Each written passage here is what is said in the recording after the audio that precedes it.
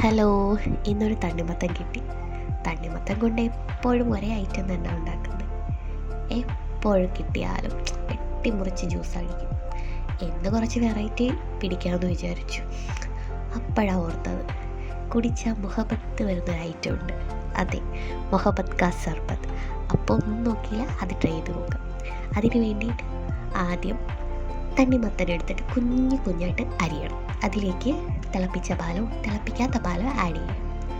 അതിനുശേഷം ഞാനിവിടെ പഞ്ചസാര എടുക്കുന്നില്ല, അതിന് പകരം കണ്ടൻസ്ഡ് മിൽക്കാണ് ചേർക്കുന്നത്.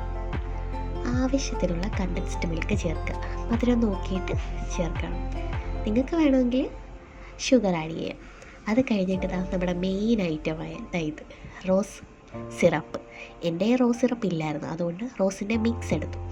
അതൊരു 4 ഡ്രോപ്സ് ആഡ് ചെയ്യാവുന്നതാണ്. അടിപൊളി സ്മെല്ലാട്ടോ, ഇവിടെ ഒന്നും നിൽക്കാൻ പറ്റത്തില്ല. അത് ഒഴിക്കുമ്പോൾ തന്നെ, റോസിൻ്റെ മിക്സ് ആഡ് ചെയ്യുമ്പോൾ തന്നെ കുടിക്കാനായിട്ട് ഇങ്ങനെ തോന്നും. അത്രയ്ക്ക് നല്ല ടേസ്റ്റാണ്. അത് കഴിഞ്ഞിട്ട് നമ്മൾ കുറച്ച് നേരം മുമ്പേ കുതിർത്ത് വെച്ച കസ്കസ് ആഡ് ചെയ്യണം.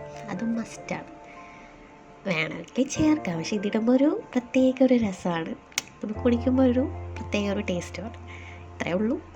നമ്മുടെ മുഹബത്ത് കാ സർബത്ത് ഇവിടെ റെഡി ആയിരിക്കുകയാണ്. അതിന് ശേഷം കുറച്ച് ഐസ് ക്യൂബ്സൊക്കെ ഇട്ടിട്ട് ഒന്ന് ഗാർണിഷ് ചെയ്യുക. അതിനുശേഷം നമ്മുടെ ഗ്ലാസ്സിലേക്ക് ഒഴിക്കുക.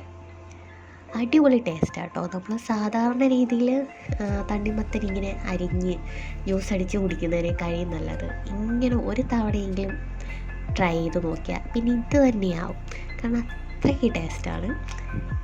ട്രൈ ചെയ്യാത്തവർ എന്തായാലും ഒന്ന് ട്രൈ ചെയ്ത് നോക്കണം. പിന്നെയും കുടിച്ചുകൊണ്ടിരിക്കാൻ തോന്നും നമുക്ക്. അത്രയ്ക്ക് നല്ലൊരു ടേസ്റ്റാണ്. ഇപ്പം നല്ല ചൂടൊക്കെ ആണല്ലോ, അപ്പം തണ്ണിമത്തനൊക്കെ കിട്ടുവാണെങ്കിൽ ഇങ്ങനെ കുറേ വെറൈറ്റികളൊക്കെ ട്രൈ ചെയ്ത് നോക്കാവുന്നതാണ്. അപ്പോൾ ടാറ്റാ ബൈ ബൈ.